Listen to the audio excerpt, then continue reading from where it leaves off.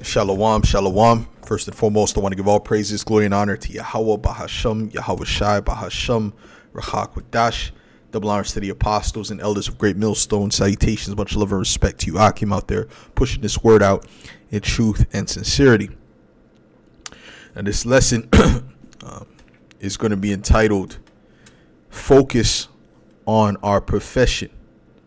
Okay, something along that lines is what I'm going to title this lesson, because our profession is this ministry. Before we were ordained to be a plumber, an electrician, or a doctor, or whatever field brothers might be in or have been in the past, we were ordained to be ministers unto Yahweh Ba'ashem Yahweh Shai. This was done from the foundation of the earth. After Yahweh Shai was made, Yahweh Shai made us. You know, Lord willing, we be of the first fruits. We would have been the first spirits created after Yahweh Shai that were ordained to receive the victory and to do his work and to minister unto him.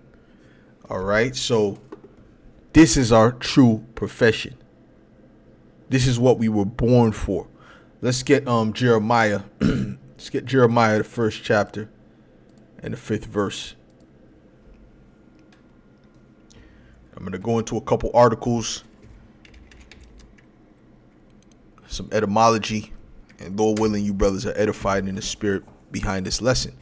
So this is Jeremiah 1 in verse 5. It says, "Before I formed thee in the belly, I knew thee. And before thou camest forth out of the womb, I sanctified thee. And I ordained thee a prophet unto the nations." So Jeremiah was born to be a prophet, as were all the prophets of old. And all the prophets that are here today are the prophets of old. Okay? Ordained to do what they were meant to do. You see, you were either meant to be wicked and of the world, or you were meant to be righteous and separate from the world. Okay? That's why the Lord said, love not the world, neither the things that are of the world. For him that loveth the world, has enmity with the Most High, roughly paraphrasing. Okay.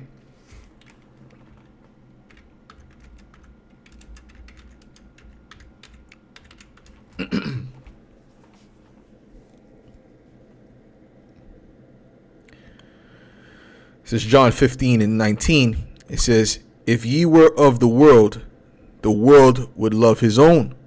But because ye are not of the world, but I have chosen you out of the world, therefore the world hateth you." This is why we don't fit in with the world, because we were never of the world. Okay, we were chosen from the foundation of the earth to be of the heavens. Okay, but to come on the earth to do a work. You see, and this is the work that we're doing now. This is the work that we were ordained to do, and not just to do it. What did Yahweh Shai say? My meat is to do the will of him that sent me and to finish it.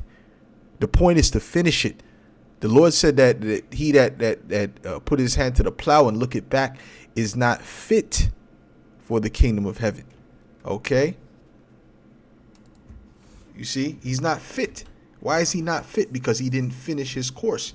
Matter of fact, there's another one dealing with a building.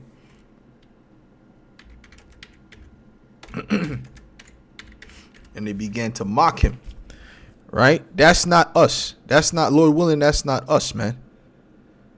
Okay? You see what I'm saying? And guess what? In the ancient world, there was a lot of shame going on. There's like, you didn't do certain things because you would be ridiculed. You would be shamed for it. And rightfully so. Okay, this is Luke 14 in verse 27. It says, matter of fact, I'll start at verse 26. It says, "If any man come to me and hate not his father and mother and wife and children and brethren and sister, yea, and his own life also, he cannot be my disciple." And this goes into neglecting those things for the ministry's sake, for the work of Yahweh Ba'ashem Yahweh Shai, putting those things on the back burner for Yahweh Ba'ashem Yahweh Shai. Doesn't mean you don't love them. Doesn't mean you don't love your family. Okay, it just means that you have to put them on the back burner when it comes to Yahweh Ba'ashem Yahweh Shai. Yahweh Shem Shai always comes first. Okay? And that could, to them, it would seem like you hate them. Right? Just like a man that's starting a business or that has a business where he has to constantly have his head in the business. Right? Guess what? There's a lot of family members, right? The daughter, the son, the wife that feel neglected based upon the father doing business, you know? And it's funny because they don't have a problem with the goodies, you know? They don't have a problem with the you know, with the fancy lifestyle, the big home. They don't have a problem with that, right? They wouldn't want to go back to a small apartment, but they get on the man for not spending enough time with them. But in order for him to build the business the way he built the business on the level that he built it, he had to be occupied in it. He had to remain occupied in it. You see what I'm saying? So it's the same thing with us. We have to remain occupied in the work of Yahweh Shem Shai. It said, and whosoever doth not bear his cross and come after me cannot be my disciple. But which of you, intending to build a tower, sitteth not down first and counteth the cost, whether he have sufficient to finish it? Right? And this is a spiritual, you have to spiritually be ready to step into this arena, man. When you read Ecclesiasticus, the second chapter, it says, prepare thy soul for temptation. You have to be prepared, man. I can only speak for me and what I've felt in my spirit when I was getting ready to come out. And this is why I didn't come out so quickly. I was watching for years, and then the reason I was watching for years, because I was hoping to have another brother with me, you know, to help bear that burden of going out on the highways and the byways, bringing the signs, or whatever the case may be. I didn't just want to go out there like that right away, you know, and then you never really feel like you're fully equipped knowledge-wise to deal with everything because you're just starting out. But that's okay, because you're not going to be fully equipped, because you have to go through experiences to get equipped anyway. So you have to just, from time you understand the basics, the milk of this truth, go out to the highways and the byways. That's what I'm going to tell you. But the thing is that when I came out to the highways and the byways, my mindset was, listen, this is for life. As soon as I stepped my foot, as soon as I brought the signs out and I put my foot there and I said the first shalom, this is the Hebrew Israelites. In my mind, this is forever. Rain, sleet, and snow. If the Lord comes back in 100 years, I got to still keep pushing, man. And the elder pastor, the heart, always gave that energy of, if you turn your hand from the plow, man, you ain't right. That the Lord is not coming back. He's not going to deliver you. And that put fear in my heart, man. You understand what I'm saying? This is Luke 14:29. It says, lest happily, after he hath laid the foundation and is not able to finish it, all that behold it begin to mock him, saying, this man began to build, began to work, and was not able to finish. Okay? Or what king going to, and that's a business. Building houses, the construction, that's a business right there. He did not finish the business which he set forth to do. We cannot be like that. We have to be focused on the business. You know? It says, or what king going to make war against another king, sitteth not down first and consulteth whether he be able with 10,000 to meet him that cometh against him with 20,000, or else, while the other is yet a great way off, he sendeth an ambassador and desireth conditions of peace. Yeah, because he's scared, right? Because he wasn't prepared for what was coming. Who are they coming to seek peace with? They're coming to seek peace. Eventually, when they get ready to fall out, they're trying to seek peace with Satan to get back in the world, man. To get that money, man. To get whatever, man. Get them women, whatever the case may be. To just ease the burden. Okay? So likewise, whosoever he be of you that forsaketh not all that he hath, he cannot be my disciple. You understand what I'm saying? He can't be the disciple of the Lord, man, if he's focused more on those things than the business of the Lord. Remember what Yahweh Shai said, man. Remember what Yahweh Shai said. Let's get Luke 2. This is Luke 2. in verse 47. Matter of fact, I'll start at verse 41. It says, now his parents went. This is speaking about Yahushai's parents. Now his parents went to Jerusalem every year at the feast of the Passover, which is in the law, which you IUIC members, you Wi-Fi members, you're not keeping that law. You're not going to Jerusalem every year for the Passover, okay? Which is in the law.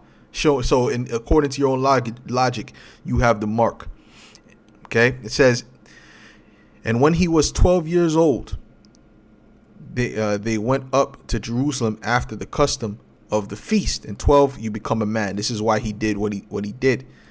And when they had fulfilled the days as they returned, the child Yahushai tarried behind in Jerusalem, and Joseph and his mother knew not of it. But they, supposing him to have been in the company,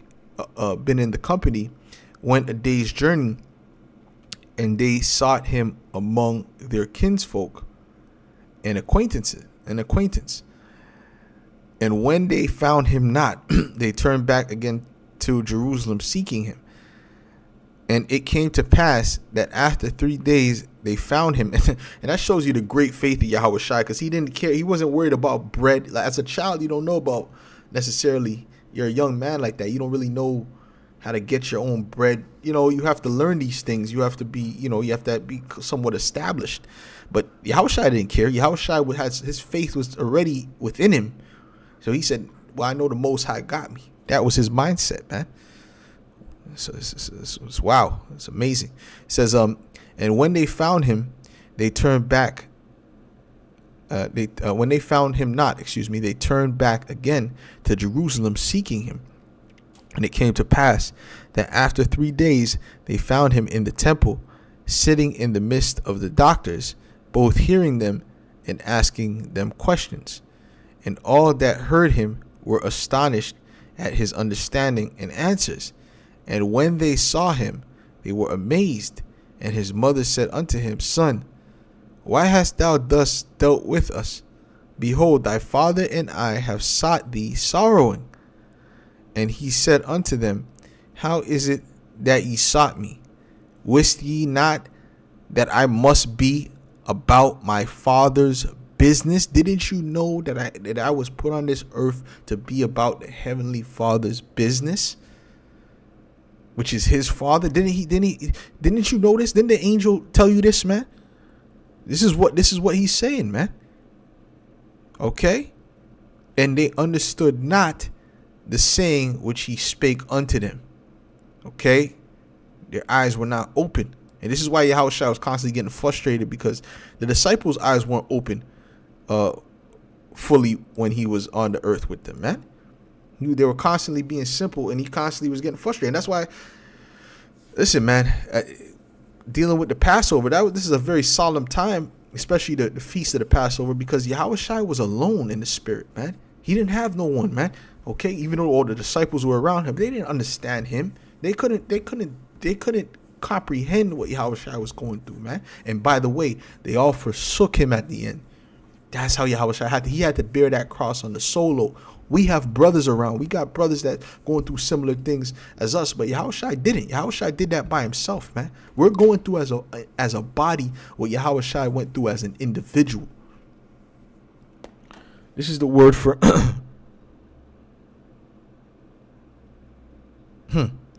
This is the word for business, okay? Strong's G, or father. No, it says father's business. Pater.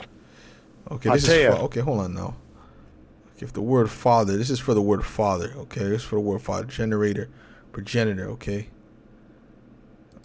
Okay, looking to see if they had the word business in there, but it doesn't seem like the word business.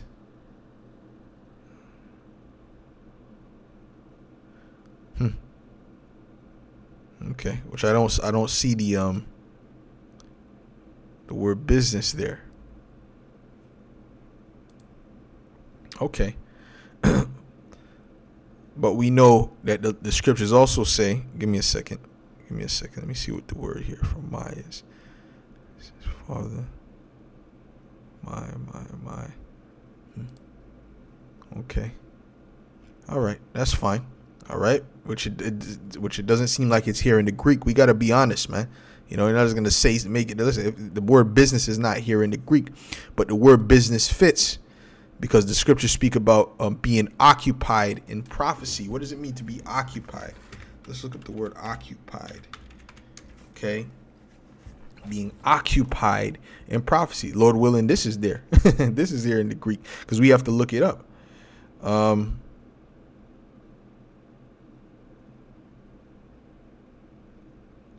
Excuse me.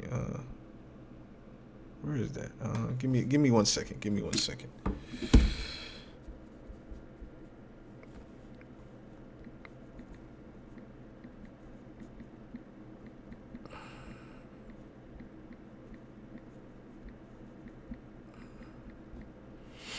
Just bear with me. It's okay. Ecclesiasticus. Okay. Let's deal with Ecclesiasticus, the 39th chapter. Let's deal with that.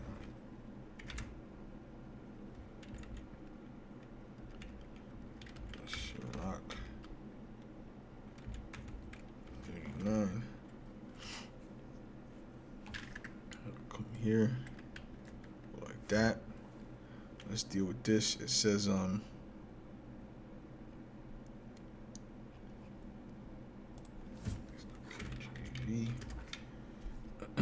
okay, there we go. All right, so this is Sirach 39 and verse 1. It says, but he that giveth his mind to the law of the Most High and is occupied in the meditation thereof will seek out the wisdom of all the ancients and be occupied in prophecy.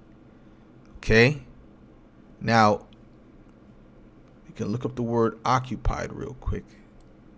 And then I'm going to go to the etymology of the word business. Okay, let's back up. Let's look up the word occupied.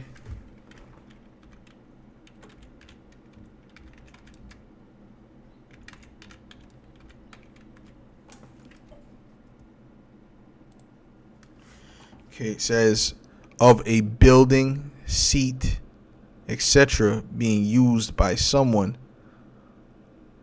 Okay. Busy and active. This is the one we want. Busy and active. Do we not? Yahweh Shai was busy and active in the ministry of Yahweh, as we are supposed to be busy and active in the ministry of Yahweh, Bahashem Yahweh Shai. We're supposed to be busy. We're supposed to be active. We're supposed to be working. If we miss a day, we're supposed to be grieved for that day being missed. Like, damn, how could I miss that day? Let's try to do 3 videos today. That's the mindset. Does that mean you're always going to get it? No, of course not. We're men in the flesh, but that should be the mindset, being busy and active. Now let's go to the etymology of the word business. Now the etymology of the word business is here. It says care, anxiety, occupation, right? From the Old English bezing, occupation, right? To be occupied, to be busy, right? But there's more. It says careful, anxious, busy, occupied, diligent, okay? Show diligence to make thy calling and election sure. And if you're diligent, what are you? You're active and you're busy in the ministry. Okay, it doesn't mean you're active and busy selling fruits on the street. It means you're active and busy with the ministry. Okay, it says the original sense is obsolete, which is not obsolete. We're gonna go into it. It's not obsolete at all. It's perfect definition, as is the Middle English sense of state of being much occupied. How is that obsolete? I don't know what Esau is trying to say by that. State of being much occupied or engaged.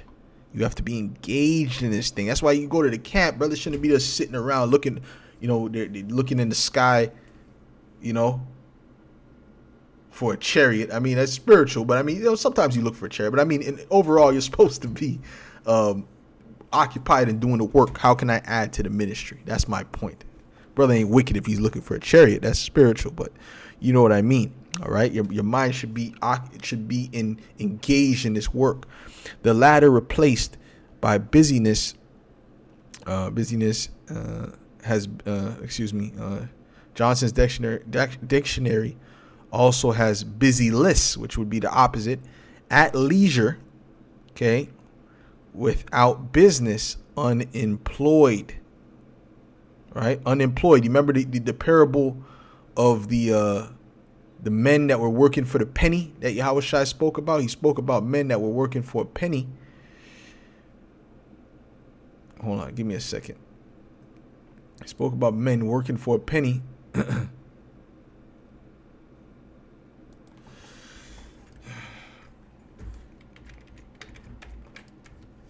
Which was a day's wages in the Roman Empire. Okay. This is Matthew 20.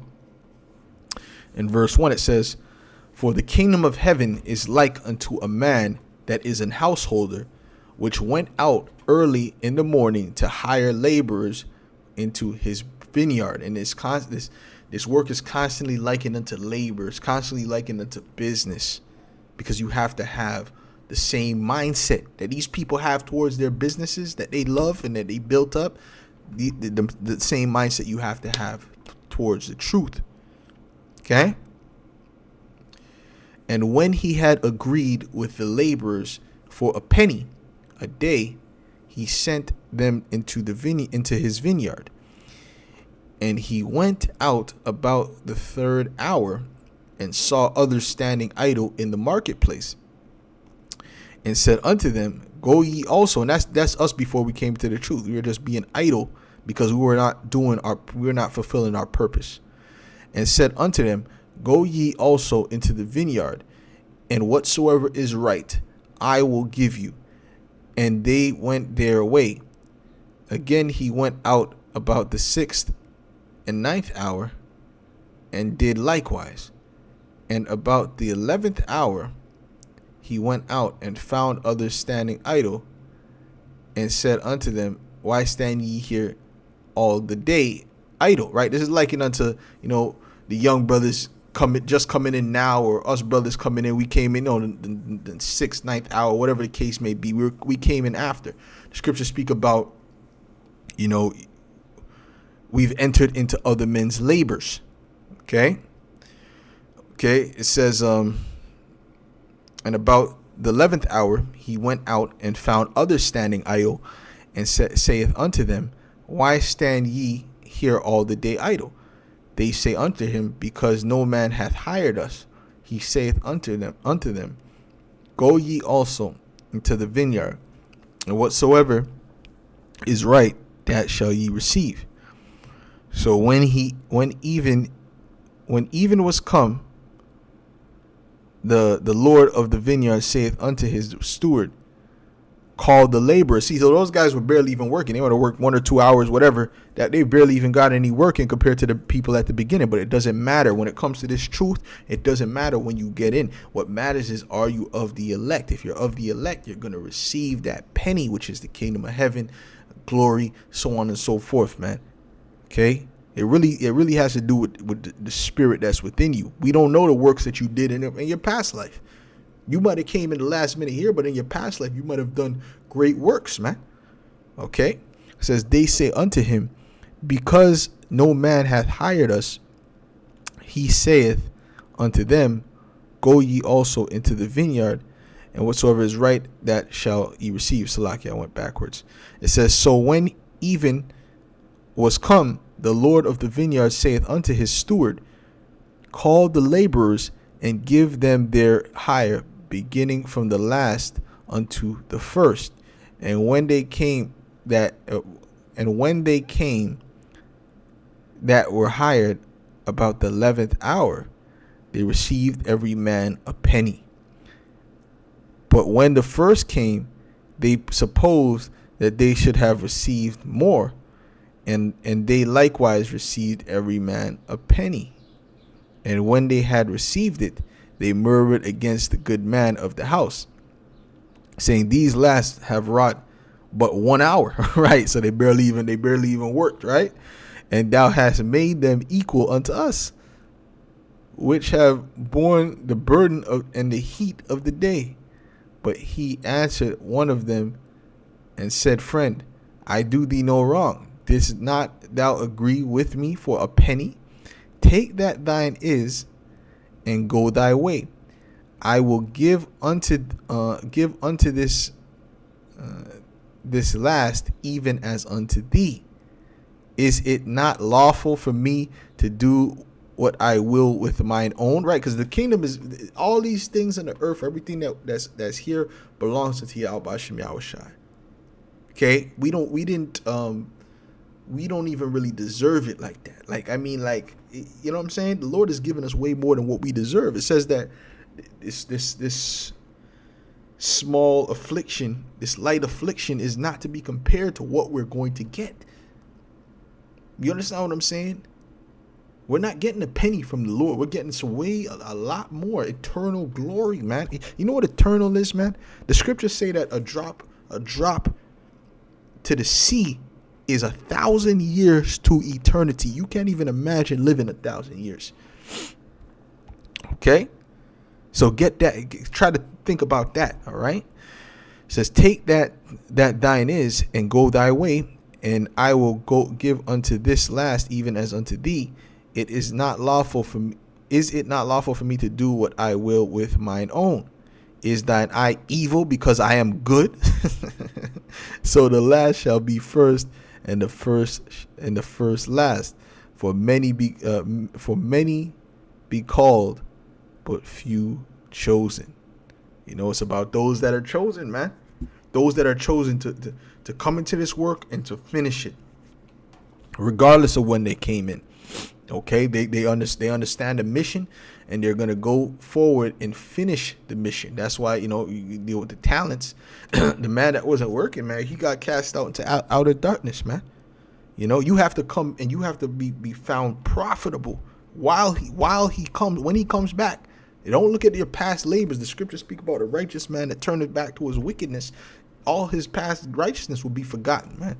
So don't have that mindset. Oh, yeah, well, I brought a lot of fruit. You know, I've been here for 15 years. I got a lot of fruit in, and I'm good. You know, Yahushua is gonna remember that. Listen, you're playing with fire, with lava.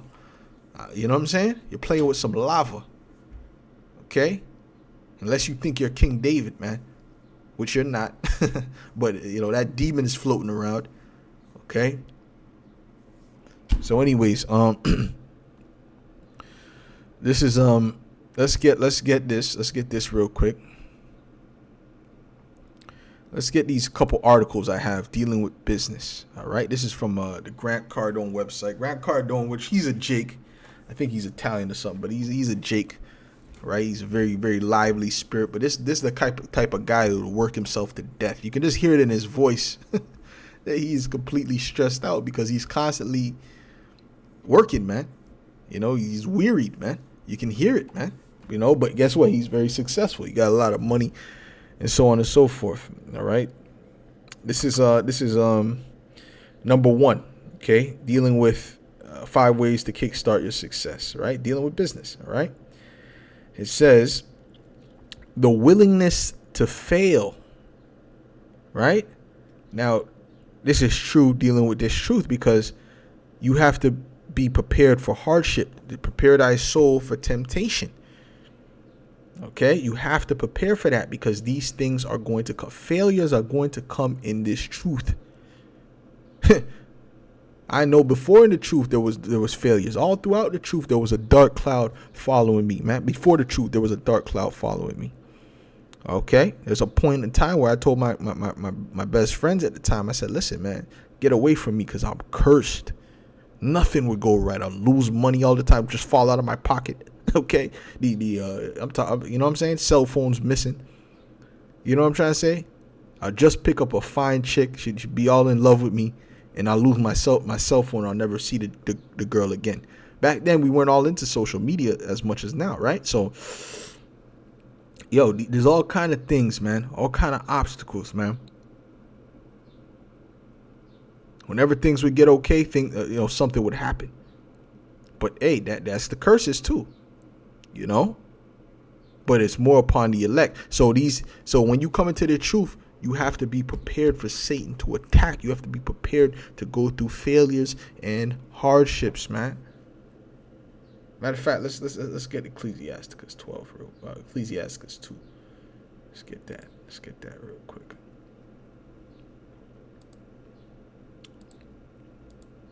We got to come back to 11 as well. This is Ecclesiasticus 2:1. It says, "My son, if thou come to serve the Lord, prepare thy soul for temptation. Set thy heart aright and constantly endure." You gotta endure those things. "And make not haste in the time of trouble." Right? Don't try to exit the truth or do things rash because you're in these situations. You gotta be level-headed. Okay? It says, "Cleave unto him." Cleave unto who? Yahweh Bahashem Yahweh Shai. "And depart not away, that thou mayest be increased at thy last end. Whatsoever is brought upon thee, take cheerfully, and be patient when thou art changed to a lower state." You have to be patient, man. You have to be patient. You have to endure, which patience goes into when you go into the etymology, it goes into suffering. You know, for gold is tried in the fire, and acceptable men in the furnace of adversity. Okay, believe in him and he will help thee. But you have to believe that he will help you. You have to believe that he can deliver you out of these situations. Order thy way aright, and trust in him. Ye that fear the Lord, wait for his mercy, and go not aside lest ye fall. You see that? So you better wait. You better stay on that path. You better stay occupied in that business, lest you go to the side and you're going to fall into destruction. You're going to fall into perdition. All right? "Ye that fear the Lord, believe him, and your reward shall not fail." But you got to just wait for that reward, man. The Lord, there's something at the end of that tunnel, man. There's light at the end of that tunnel, man. Whatever brothers is going through, the Lord, listen, there's reasons the Lord puts us through things, man. And a lot of times it's to purge out things. You'll get a spiritual bonus, or sometimes you'll get a physical bonus, man. A tangible bonus, man. But you got to go through it in the right mindset. You got to cleave unto Yahweh Shem Yahweh Shai. You can't just lean upon your own understanding, because the things which you can't see, the Lord sees, man. Years before they even come into fruition, man. From the beginning. All right. So listen, this was all written, man. You have to just go through what you have to go through and trust in the Lord and continue in his work. "Ye that fear the Lord, hope for good and for everlasting joy and mercy." Look at the generations of old and see, did ever any trust in the Lord and was confounded? Or did any abide in his fear and was forsaken? Or whom did he ever despise that called upon him? For the Lord is full of compassion and mercy, long suffering, and very pitiful, and forgiveth sins and saveth in time of affliction. Which is what? Failure, man. That represents failure. That represents obstacles, man. You know what I'm saying? So it says what? The willingness to fail. You have to be willing to go through these things. It already has to be in your mind when you come into this truth, which these other camps don't push that energy. Number 2, it says what? See excuses as an opportunity. You know, there's a parable about the people who, when they were bidden, they made all kind of excuses. When they're bidden to do the work, they made all kind of excuses. All kind of excuses. We're not supposed to be in the spirit of making excuses. All right. Number 3, it says exercise incredible drive.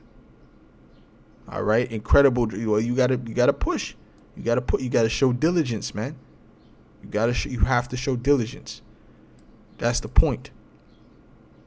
Of course, within balance, you don't burn yourself out. You got to know your balance.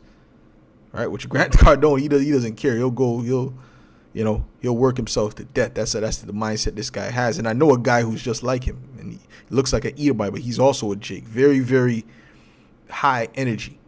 You know, that's why he's such a great salesperson, right? He says the most successful people I know are driven on an almost unbelievable level. They push and shove until the job is done and the targets are hit. What's our target? To wake up the elect. Okay? And it's not us, it's the Spirit of the Lord waking them up. And then they go at it all again, and then they do it all over again. Meaning what? We go every week. We're out there on the highways and the byways. Every week we're making videos. Gotta keep going. Doesn't matter what's happening. Your foot get broken. All right? You gotta keep going out there, man. All right? Well, I can say that. I can say that from experience. My foot was broken, a year or two ago, and I was out there in the camp with crutches, man. The brother Zakar can attest to that, man, with crutches. Okay? I was out on the camp with crutches every week, man.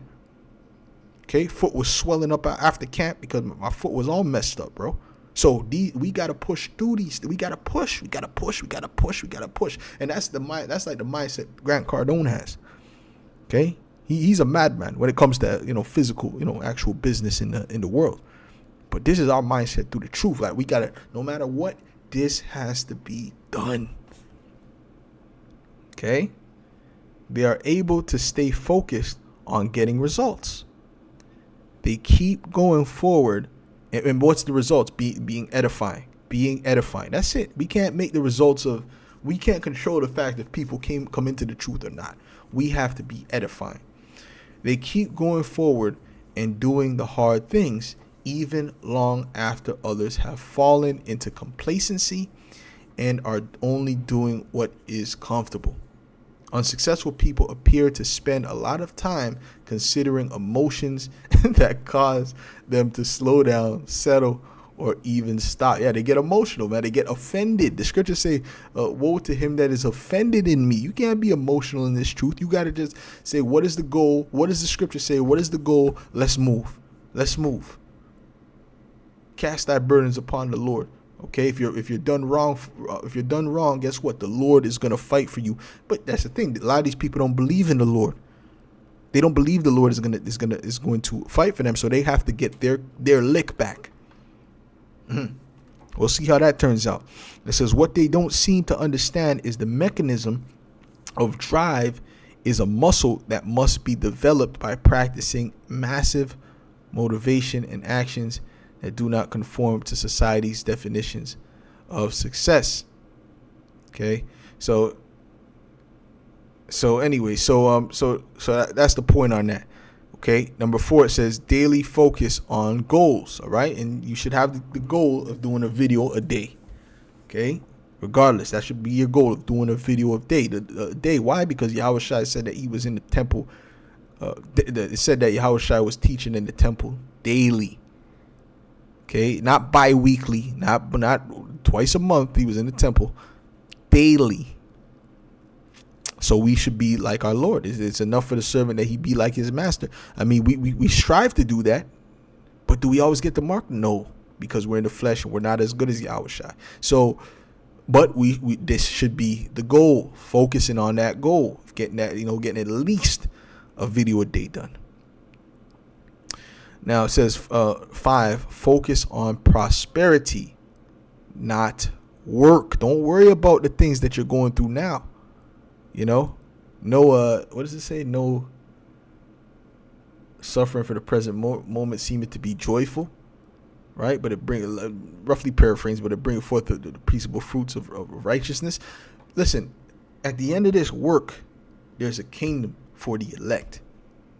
Not a house, not a Bugatti, a kingdom for the elect. I don't know how much cities you're gonna have. I don't know how much, how much of businesses you're gonna have. But if you think the Rothschilds are balling, if you think the DuPonts are doing great, and so they're living luxurious, you haven't seen nothing yet to what is getting ready to come for the elect. Even the lowest of the Israelites are going to be on a higher, living more lavishly than those devils. Okay? Straight up. Even an Israelite transformer is going to be living better than those devils. That's the transformer that's going to have to be destroyed. Okay, completely wiped out. Okay, but even that creature in the kingdom of heaven is going to be living a life more luxurious than these Edomites. Are going to have more resources than those Edomites that rule the earth today, that own America, that own England. You see what I'm saying? The Lord is finna do a great work in the earth, man. Okay, so anyways, I wanted to read that. I had another article, but I think that's pretty much it, man. I think that pretty much makes the point that of the mindset we're supposed to have in this truth and pushing towards the mark, to gain the victory. Matter of fact, let me end it off on this. End it off on Revelations 2 and verse 24, and it reads. Matter of fact, 25, Salakia. But that which ye have already, hold fast till I come, which is what? This truth. Don't stop. Don't let this business go. And he that overcometh and keepeth my works, unto the end, to him will I give power over the nations. And he shall rule them with a rod of iron, as the vessels of a potter shall they be broken to shivers, even as I received of my Father. And I will give him the morning star. He that hath an ear, let him hear what the Spirit saith unto the churches. So, hey, this is the reward. And just continue in the business of Yahweh Ba'ashem Yahweh Shai. With that, I'll say Shalom.